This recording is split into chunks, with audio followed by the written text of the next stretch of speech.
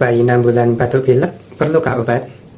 Hati-hati dalam pemberian obat pada bayi usia 2 tahun ke bawah, karena kebanyakan obat batuk pilek yang dijual bebas tidak direkomendasikan untuk bayi kurang dari 2 tahun.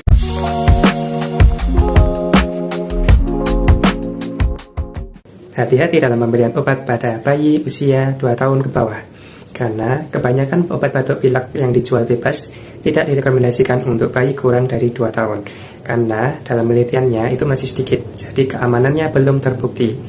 Sembarangan memberikan obat justru bisa menimbulkan efek samping yang berbahaya untuk bayi. Contohnya seperti pernapasannya melambat dan juga bisa mempengaruhi denyut jantungnya. Tidak semua batuk pilek itu perlu obat, karena pada dasarnya batuk sendiri itu sebenarnya adalah respon pertahanan tubuh.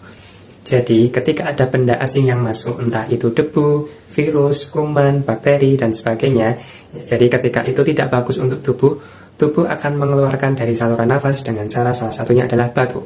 Jadi batuk itu adalah salah satu mekanisme pertahanan tubuh. Jadi seandainya tadi penyebabnya karena kuman, virus, atau bakteri, ketika dia masuk lewat saluran nafas dan tidak dikeluarkan, justru akan menyebabkan virus atau bakteri itu berkembang di dalam tubuh yang akan menyebabkan penyakit.